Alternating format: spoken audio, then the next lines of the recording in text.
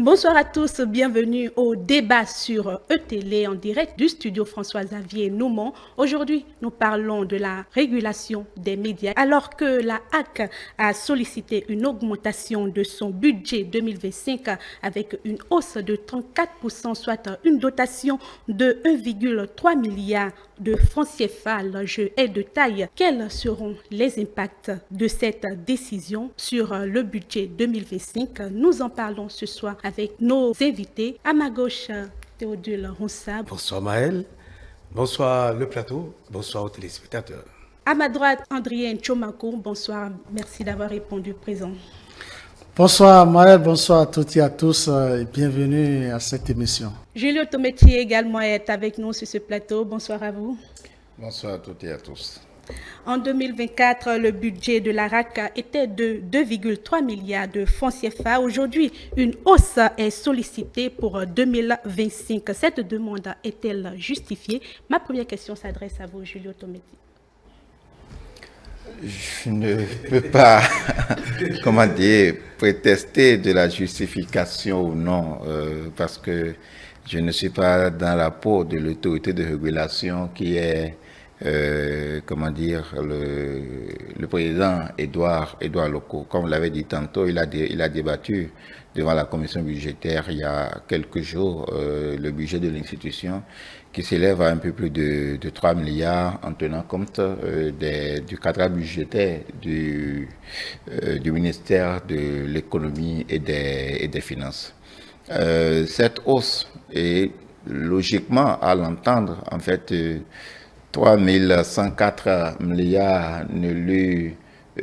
3 milliards 104 millions ne lui sera pas suffisant parce que il sollicite en fait hors cadre budgétaire un peu plus de 600 millions d'une certaine façon.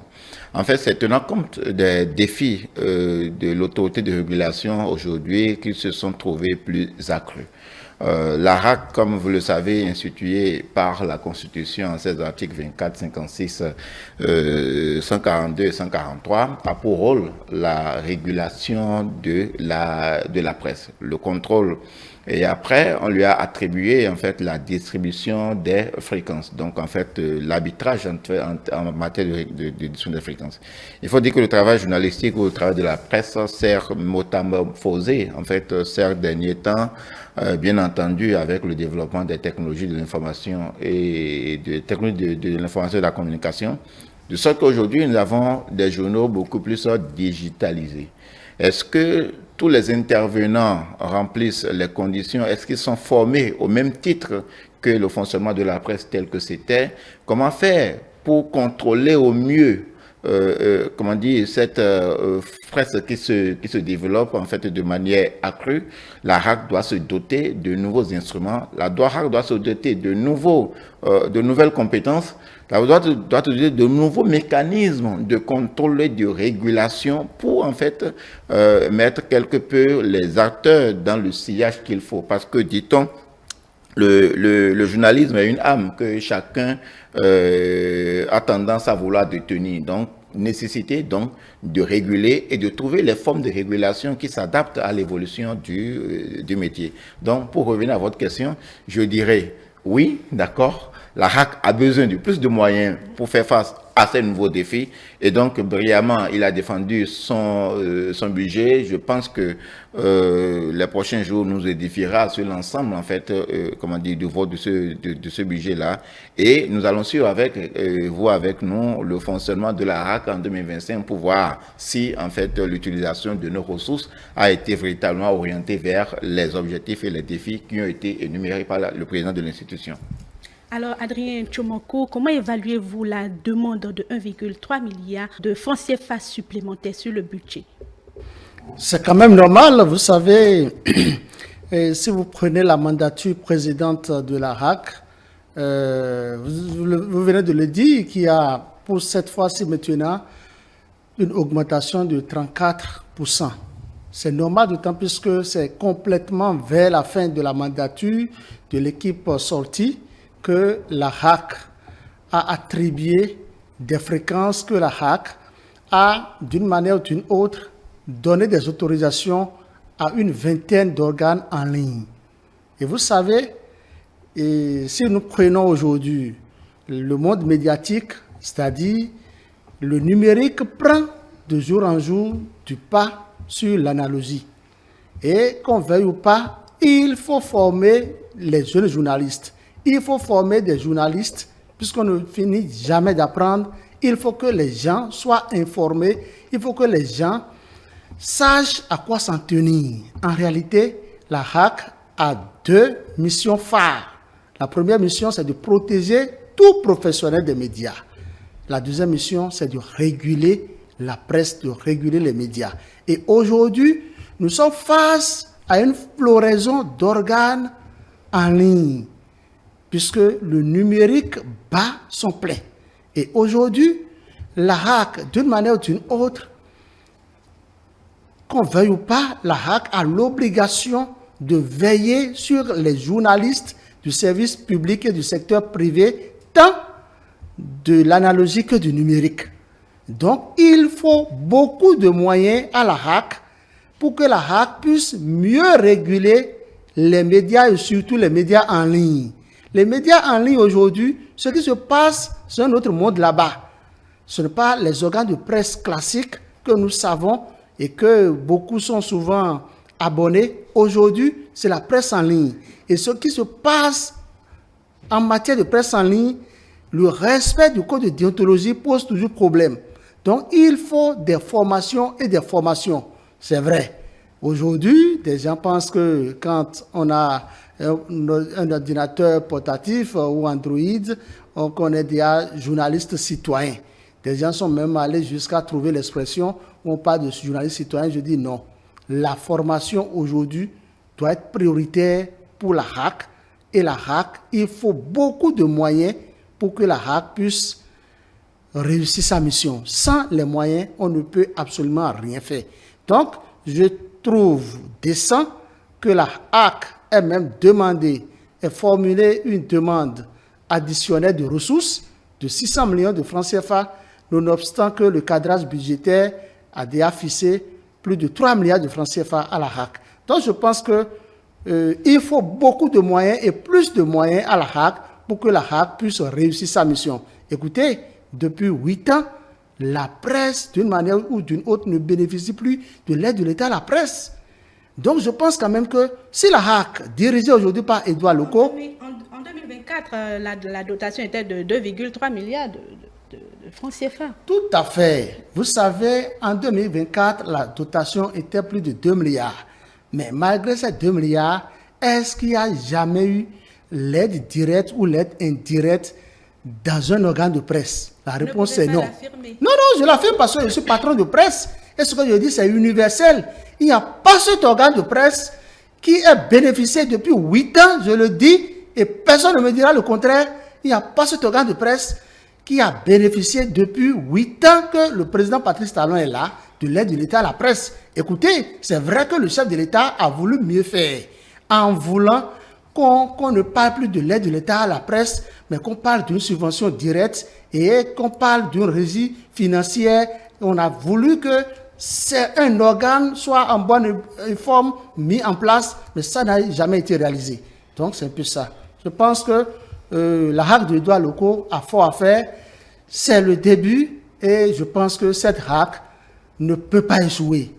Raison pour laquelle moi je demande à ce qu'on mette assez de moyens, énormément de moyens à la disposition de la HAC dirigée aujourd'hui par Édouard Locaux pour que les journalistes soient davantage bien formés, pour que les journalistes bénéficient de leurs droits, pour que les journalistes jouissent de leur travail. Nous n'avons pas fait le vœu de la pauvreté. Je pense quand même que nous sommes des professionnels et malgré que nous ne bénéficions plus de l'aide de l'État à la presse, nous faisons convenablement et très correctement notre devoir, notre travail. Nous servons le peuple béninois et nous sommes fiers de l'affirmer. Merci à vous, Adrien Tchomako. Je me tourne vers vous, Théodule Roussa. Comment s'assurer que la HAC puisse répartir convenablement ces fonds pour qu'on puisse constater réellement sur le terrain en 2025 que les médias se sont vraiment modernisés? Merci Maëlle.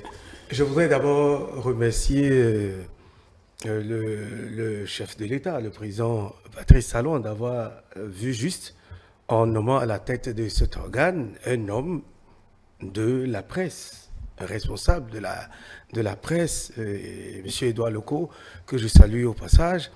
Eh bien, je pense que c'est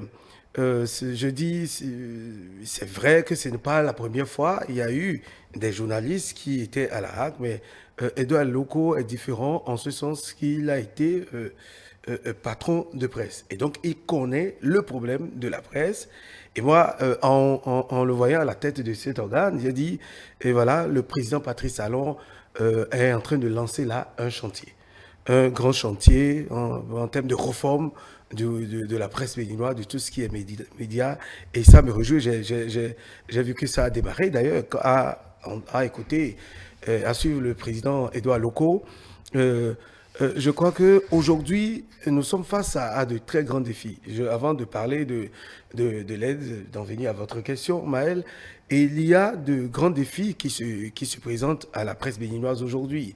Vous savez, mes précédents, Julio Tometi et Adrien Tchomakou, l'ont évoqué.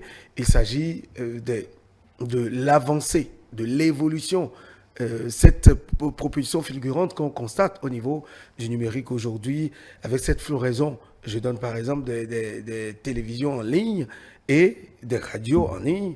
C'est un véritable problème en tant que quoi? En tant qu'élément, ou bien situation qu'on pourrait bien canaliser.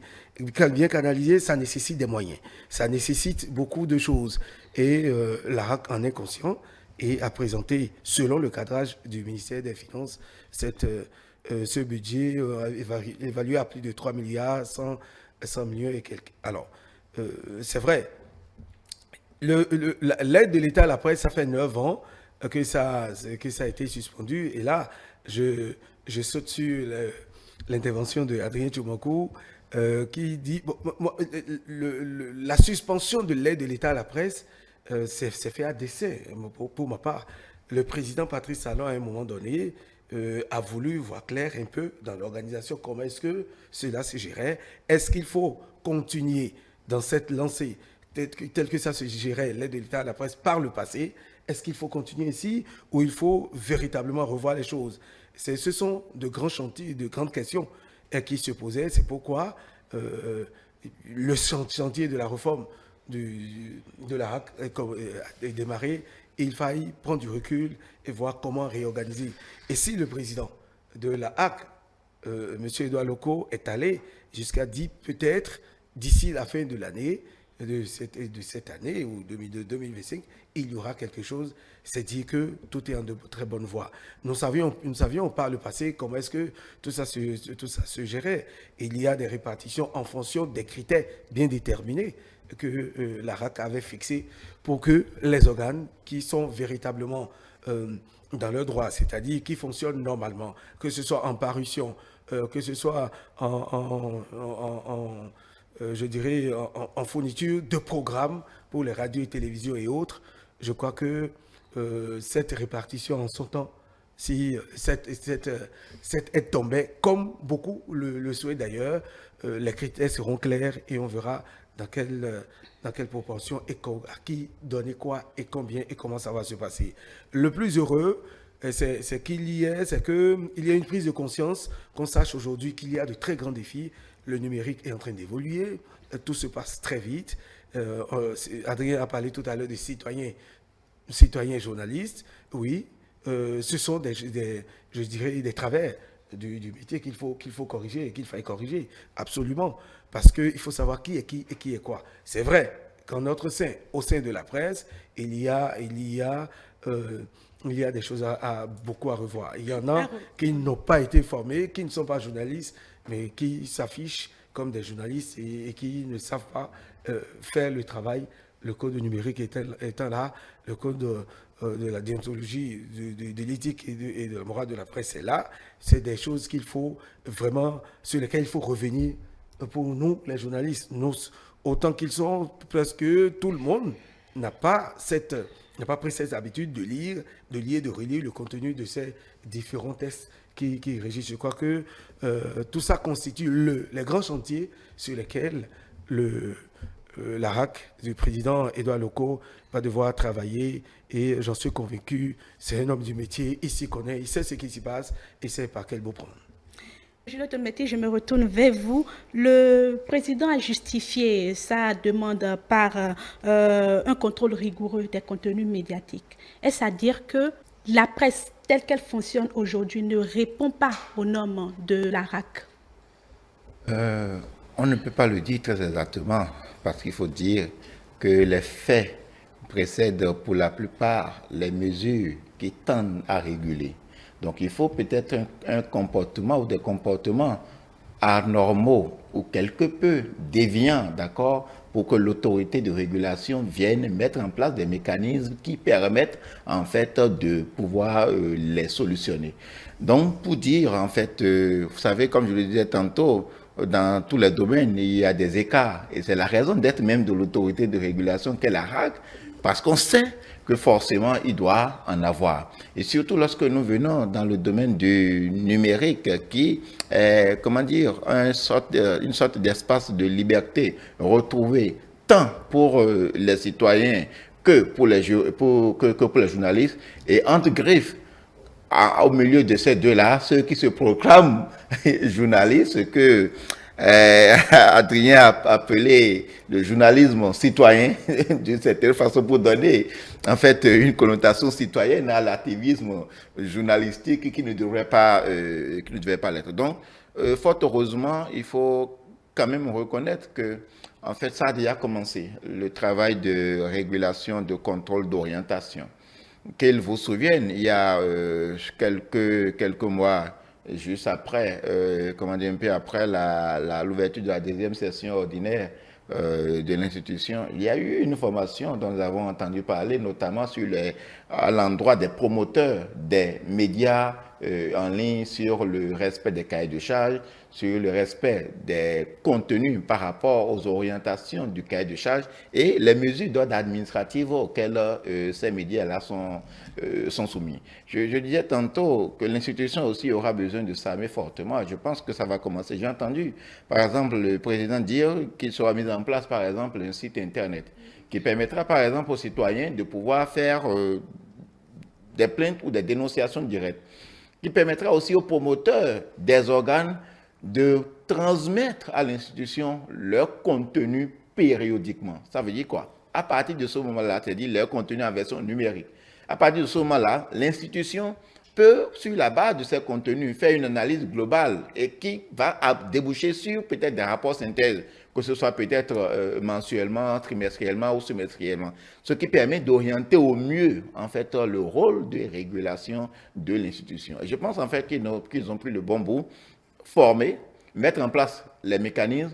Maintenant, ceux qui vont chercher à aller au travers, en fait, de ces mesures mises en place, véritablement, nous en avons déjà vu au niveau de la RAC. Quand la RAC veut être sévère, il l'est véritablement. Et donc, alors que ce n'est que dans la sévérité, d'une certaine façon, qu'on peut amener les uns et les autres à plus de professionnalisme. Et donc, c'est justement pour, surtout en tenant compte de la délicatesse du rôle de la presse dans le fonctionnement institutionnel, dans comment dire, l'enracinement de la démocratie, de l'état de droit et de la paix, de la cohésion sociale, il y a vraiment lieu à ce que un regard particulier soit porté, notamment sur les médias en ligne, pour lesquels les déviances, ça, tous les jours, nous-mêmes, nous pouvons le constater en tant que citoyens. On n'a même pas besoin d'être, comment dire, Édouard Loko, d'accord, pour se rendre compte. On le constate quotidiennement. Et donc, on ne peut que se remettre au régulateur qui est là en cette matière.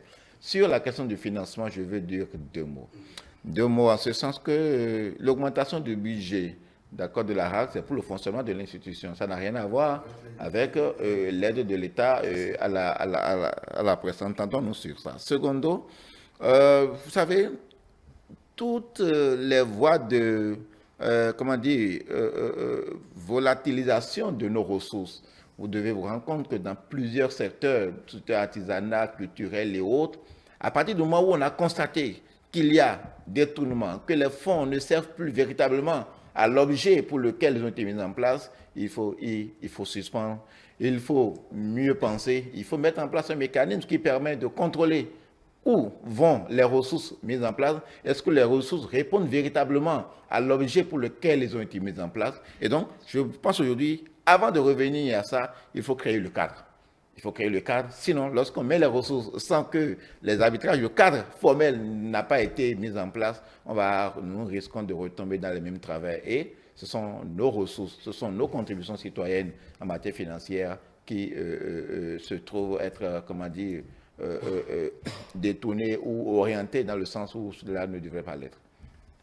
Merci à vous, Julio Tometti. Adrien Tchomakou, à la lumière des critiques concernant l'indépendance de la RAC, comment peut-elle renforcer son autonomie vis-à-vis de la presse politique, si je peux m'exprimer ici? Quand vous parlez de l'autonomie de la RAC vis-à-vis du pouvoir politique, c'est une équation difficile à résoudre. Parce que notre constitution dit quoi? Les conseils de la RAC sont au total 9. Il y a 9 conseillers à la RAC.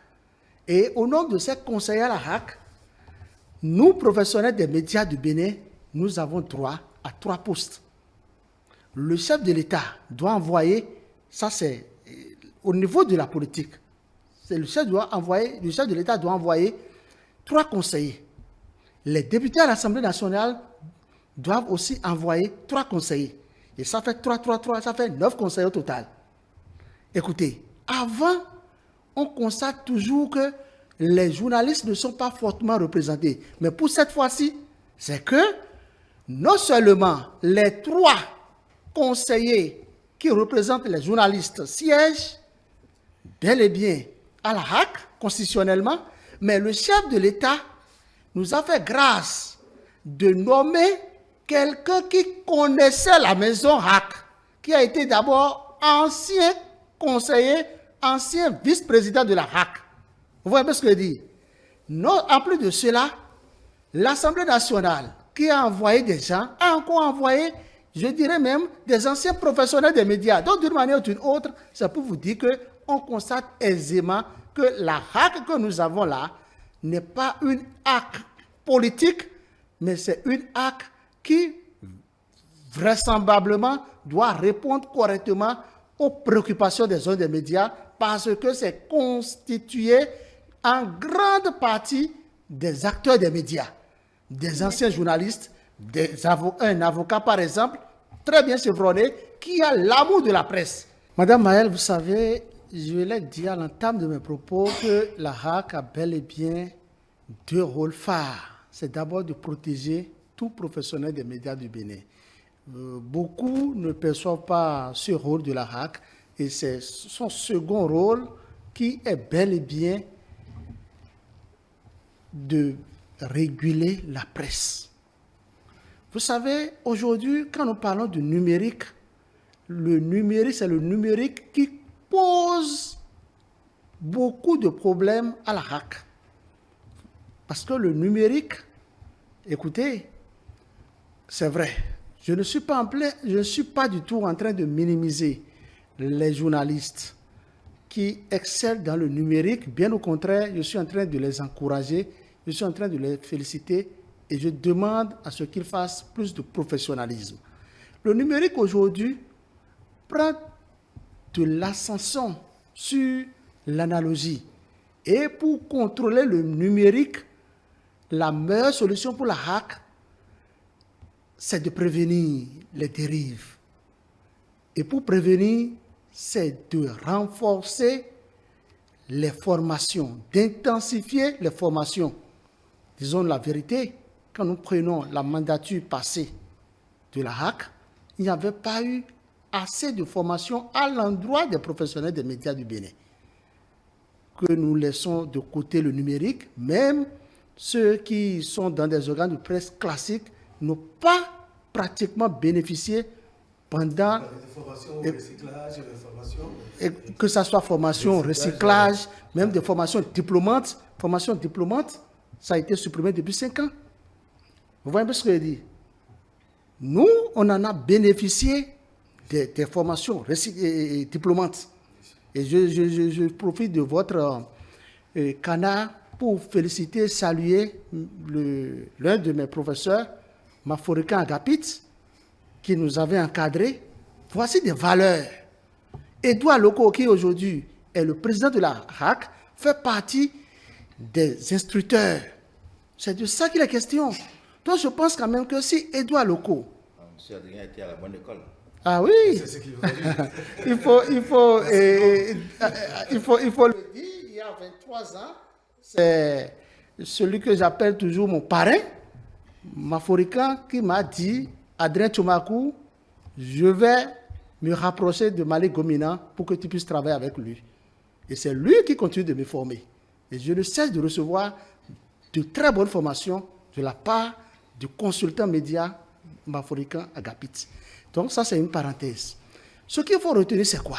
Aujourd'hui, nous sommes tous unanimes que toute formation égale aux moyens financiers, aux moyens matériels, aux moyens didactiques. Et pour que la HAC puisse être à la hauteur de l'enjeu, il faut obligatoirement que la HAC ait le minimum de moyens. Et c'est en cela que je suis en train d'encourager les députés à l'Assemblée nationale pour qu'ils acceptent la demande du président de la HAC, Edouard Loko, de lui faire compléter une ressource additionnelle de 600 millions de francs CFA qu'il a demandé. Ça dépend du cadre du ministère de l'économie. Ça ne Non, dépend pas forcément des députés. Bon, je comprends ce que vous dites, et même si les cadres du ministère de l'économie acceptent et que les députés n'acceptent pas, ça ne passerait pas. Donc, d'une manière ou d'une autre, c'est une complémentarité. Je pense que le chef de l'État est à l'écoute, le ministre de l'économie et des finances est à l'écoute, encore que les journalistes ont été lésés pendant plusieurs années, et je pense quand même que l'heure a sonné pour que nous reprenions autrement, pour que on nous fasse des recyclages afin que nous n'oublions pas ce que nous avons appris dans des écoles. Merci à vous, Adrien Tchomakou. Je me retourne vers vous, Théodule Roussa. Alors, suite au propos d'Adrien Tchomakou, la RAC n'est pas forcément politisée. Qu'est-ce que vous répondez? Oui, avant d'en arriver là, permettez, Maël, d'embrayer un peu sur la question du contenu. Parce que là, il s'agit du contenu des programmes par les organes, les uns et les autres. Je crois que c'est un problème vraiment essentiel aujourd'hui, le contenu, parce que vous avez vu, il y a l'immigration vers la TNT. Aujourd'hui, nous sommes avec la TNT et presque tous les organes sont évalués en fonction du contenu du programme présenté. Je sais, et nous le savons tous, que ce n'est pas facile. C'est pas facile pour les chaînes de télévision c'est de présenter les programmes. Ça nécessite beaucoup de moyens, beaucoup d'énergie. En tout cas, c'est de grands moyens qu'il faut. Et pourtant, un peu comme ETélé qui s'évertue au quotidien à présenter un programme assez intéressant aux téléspectateurs qui sont aujourd'hui exigeants. Un peu comme par le passé, et ça me rappelle la HAC de regretter Clément Renaudin, où tout était suivi, où il y avait un mini-tribunal qui était instauré à la HAC et les déviances étaient décriées. Chaque responsable d'organe où il y avait des dérapages venait plancher et il y avait des sentences qui sortaient. C'est vrai que ça, à un moment donné, beaucoup ont critiqué cette façon de faire. Dans le même temps, ça avait apporté un plus au comportement et même au programme de ces chaînes de télévision où on sent qu'on est suivi, et il y a de la rigueur. Aujourd'hui, cette rigueur a continué. Au regard de la manière dont les choses sont gérées aujourd'hui au sommet de l'État, c'est vrai, il y a de ces dérapages, il y a de ces déviances, mais il faut comprendre que c'est toujours surveillé de très près. Même pas les responsables de ces différents organes-là, avant que les téléspectateurs ou au plus haut niveau, ça ne soit vu. Je crois que le contenu, les responsables des organes sont conscients, que ce soit les presses en ligne, etc., sont conscients aujourd'hui qu'il faut, c'est pas pour rien qu'ils sont sur les réseaux sociaux. Et tout le monde court vers le nombre de vues. Le nombre de vues, c'est ça qui vous donne une audience bien respectée. Je crois que, comme, par rapport à votre question, l'exigence qu'il y a aujourd'hui, c'est que nous devons présenter un programme vraiment intéressant pour permettre à la RAC aussi d'évoluer. Tout ça nécessite des moyens, que ce soit au niveau de ces organes-là qu'au niveau de la RAC. Maintenant, parlant de la question, répondant à la question où la RAC, elle est politisée, moi, je ne crois pas. Je ne crois pas que la RAC soit aujourd'hui politisée. Et ça, nous n'allons pas, nous sommes des journalistes et nous prenons du recul par rapport, nous analysons les faits de façon vraiment professionnelle, pas comme le citoyen journaliste de la rue, pour utiliser l'expression d'Adrien qui parle de citoyen de la rue. Nous, non. Mais nous n'allons pas comprendre les choses un peu comme ceux qui sont dans les rues. La RAC aujourd'hui politisée, non, mais il y a des textes qui régissent la RAC. C'est ce qu'il faut faire comprendre à l'opinion publique. Oui, au fait, c'est ce que je veux dire. Parce que c'est le président qui nomme le premier responsable de la RAC. On pense que le président de cette institution serait au service du président de la République. Non, les textes sont clairs et chacun est dans son rôle. Le président, il y a eu certaines situations pour lesquelles le président de la RAC, M. Edouard Loko, a dit ne pas en être informé, mais maintenant qu'il est là, il est informé et tous ces problèmes-là seront réglés de façon progressive. Rien ne sera laissé en rade. Je crois qu'il va falloir que nous-mêmes journalistes, qu'on travaille à corriger ce cliché que la population est en train de ventiler, de trimballer, de colporter, soi-disant, qui dit que la RAC est souvent politisée. Moi, je ne crois pas. Et si chacun faisait son travail de façon normale, on n'arriverait pas là. C'est le fait de ne pas de chercher des subterfuges, de chercher des contournements qui amènent certains à penser que la RAC est politisée. Je ne crois pas. Je ne crois pas. Alors, si chacun faisait son travail, on en arriverait par là. Julio a quelque chose peut-être. C'est pas moi qui dirige le débat, mais j'ai vu Julio. Allez-y, Julio. Merci Théodule. J'ai deux mots. C'est vrai, quand vous voyez la RAC, certaines mandatures, le statut des personnes, il y a beaucoup de professionnels de médias, en grande majorité.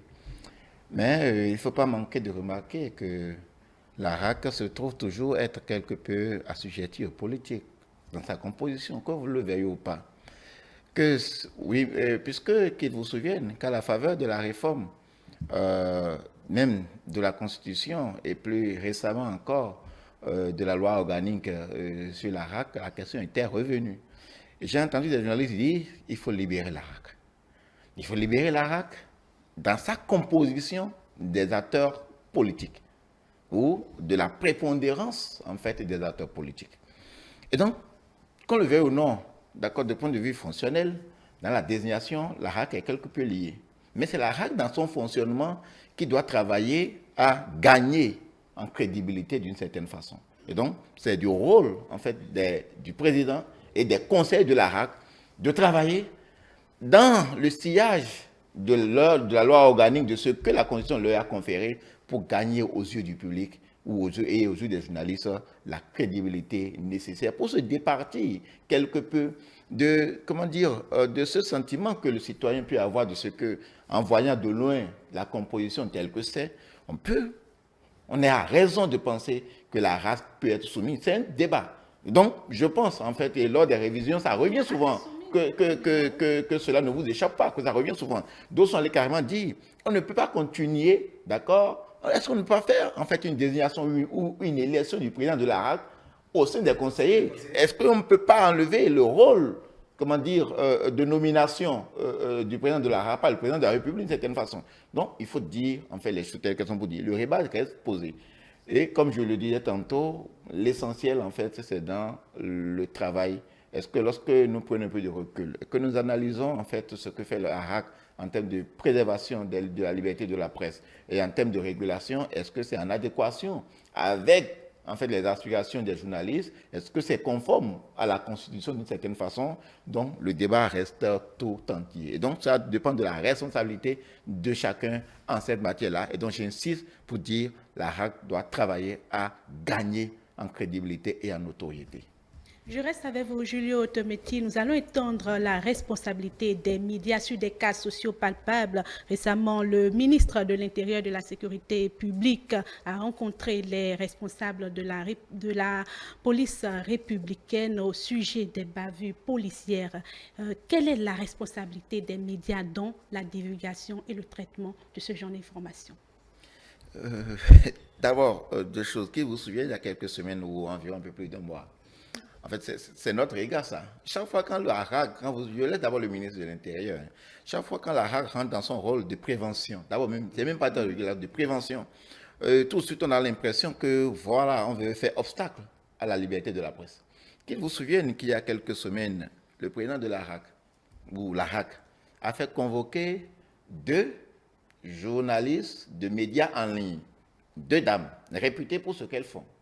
Et tout de suite, il a fallu même une simple convocation de dire, nous ne savons pas trop le contenu, de venir s'expliquer sur un certain nombre de contenus ou la manière dont l'information a été traitée. Il a suffi d'une simple convocation pour qu'on lise de part et d'autre que voilà, on veut les conditionner, on veut les embrigader, on ne veut pas leur laisser les coups de franche pour faire leur travail. Alors que c'est l'autorité de régulation qui voit ce qui se passe et voit l'effet que ça pourrait entraîner demain. Et donc, lorsqu'on ne joue pas ce rôle de prévention, c'est là, en fait, les dérives auxquelles nous assistons dans le traitement de l'information.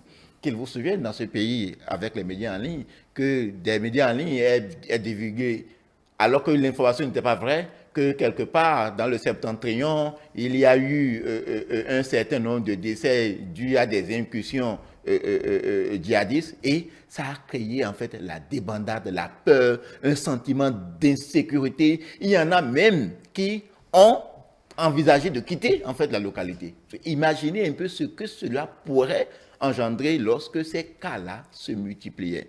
Un simple article de presse de quelques phrases peut dramatiser, peut transformer une situation anodine, une situation banale en un grave fait de société. Et donc, c'est sur ça, en fait, que le ministre était revenu par rapport au rôle de la presse et plus notamment, plus précisément, le rôle des médias en ligne. Parce qu'en vérité, c'est quoi? Pour les médias en ligne, ce qui est divisé, c'est que c'est instantané.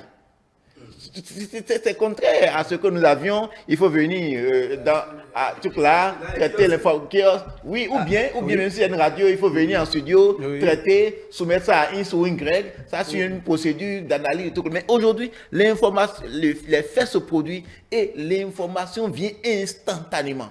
À partir de ce moment-là, comment peut-on contrôler en fait les essais? Parce que lorsque l'information est balancée, c'est difficile de pouvoir la rattraper d'une certaine façon. Tous les éléments qu'on fait pour peut-être, comme vous aimez le dire à votre truc là, droit de réponse, tout là, ne permettent généralement pas en fait de corriger, ne permettent généralement pas de rattraper. Donc, comme le disions tantôt, nous revenons en fait à la même définition, au même concept de responsabilité dans le traitement de l'information, notamment par rapport à comment dire, aux médias en ligne dont nous sommes en train justement de parler.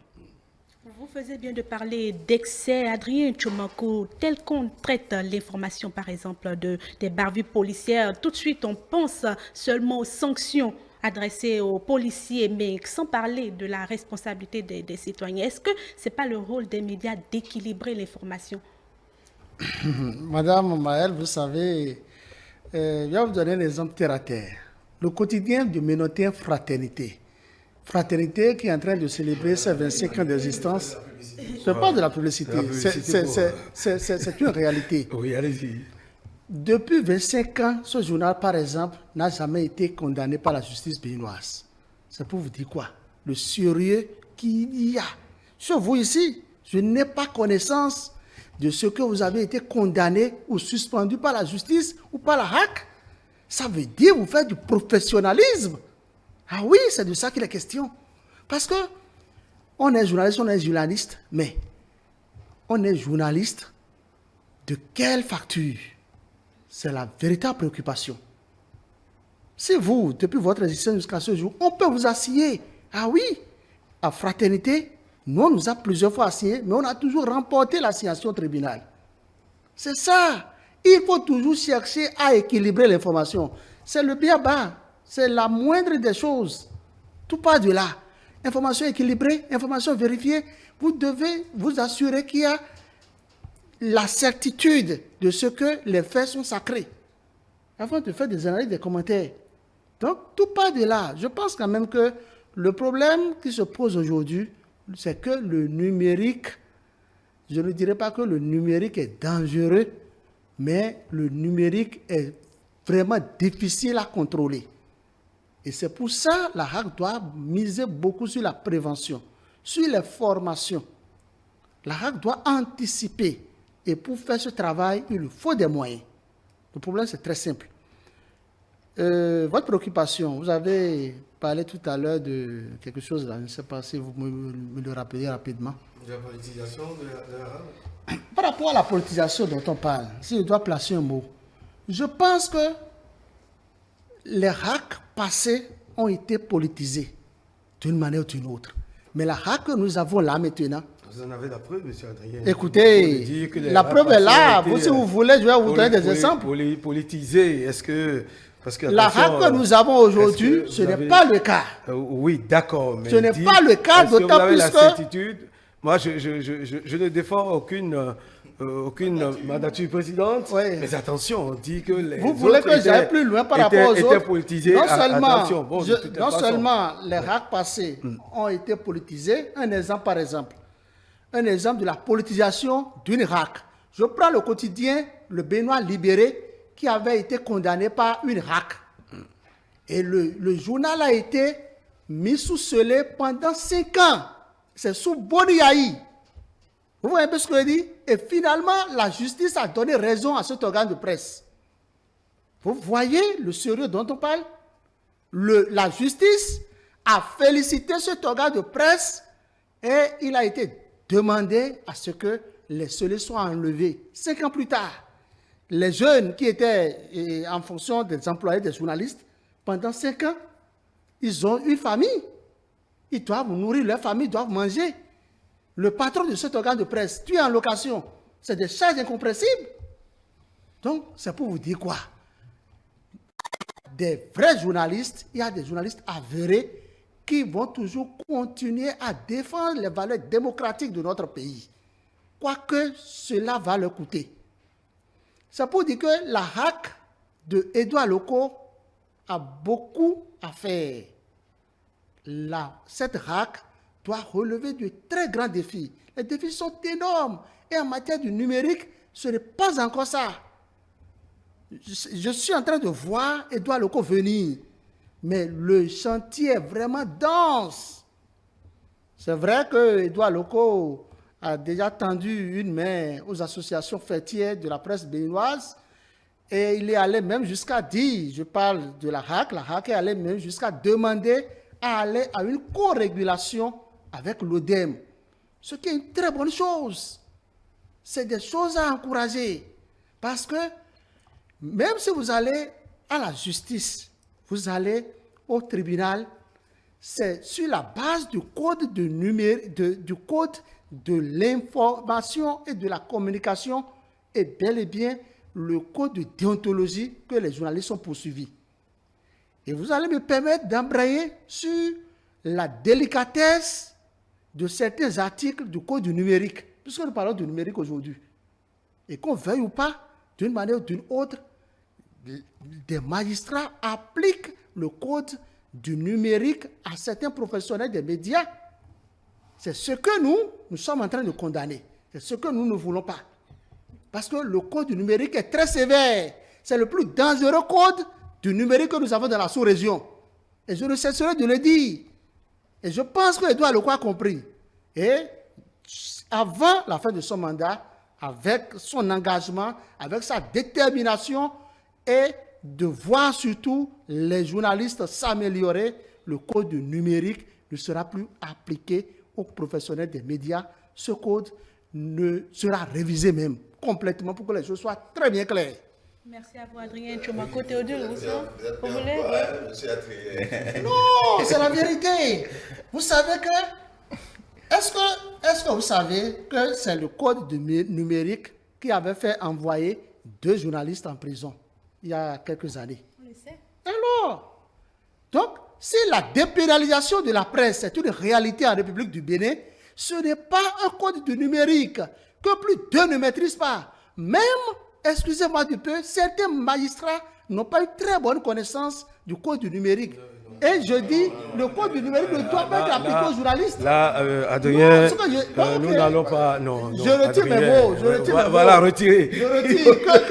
Ils vont me retirer. Les magistrats me pardonnent, oui. mais la réalité est là. Oui. Alors, Oui, Je retire mes mots, mais oui, la oui. réalité est là. Oui. Le code du numérique ne doit pas être appliqué aux journalistes, mais malheureusement, à des moments donnés, parce que le journal qui est sorti en version tabloïde, c'est-à-dire en version papier, se retrouve sur Internet, sur les réseaux sociaux. On estime que c'est une presse en ligne.